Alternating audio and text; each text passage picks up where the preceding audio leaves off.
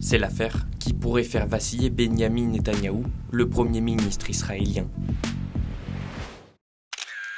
La rupture est inédite. Au sommet de l'échiquier politique israélien, le Premier ministre Benyamin Netanyahou est accusé d'ingérence, de mettre son nez là où il n'a pas le droit par le Shin Bet, les services secrets intérieurs en personne et son chef Ronen Bar. La raison de cette séparation, une opinion divisée sur la question palestinienne et une démocratie sous pression. Le Shin Bet est l'un des 3 services de renseignement israéliens. C'est le bras armé intérieur d'Israël. Cybersécurité, protection des ministres, lutte antiterroriste. C'est l'un des services de renseignement les plus puissants du Moyen-Orient. Avec Netanyahou, les relations ont souvent été marquées par une certaine méfiance. Mais jamais elles n'avaient encore atteint ce stade. Jamais depuis ces derniers mois. C'est là qu'entre en jeu Ronen Bar.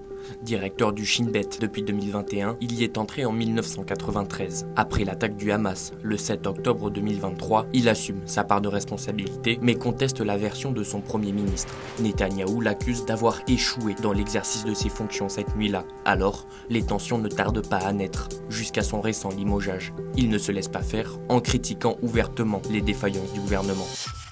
En réalité, Ronen Bar accuse le Premier ministre d'avoir voulu instrumentaliser le Shin Bet à des fins politiques, que ce soit en faisant pression sur certaines questions judiciaires ou en surveillant des manifestations de l'opposition.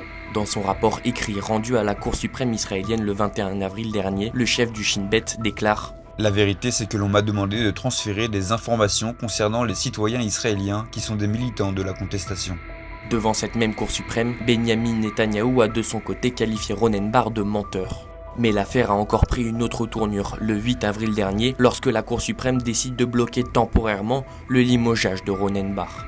Cependant, malgré ce sursaut de démocratie, le principal intéressé a tout de même présenté sa démission et quittera son poste le 15 juin prochain. En revanche, la stratégie de Netanyahou a été mise au grand jour. Il cherche coûte que coûte à affaiblir les contre-pouvoirs. Le chef de guerre veut rassembler autour de lui pour mener son projet d'envahissement de la bande de Gaza à bien.